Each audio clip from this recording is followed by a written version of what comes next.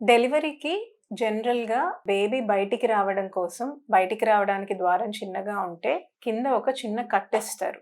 So, దాన్ని episiotomy అంటాం.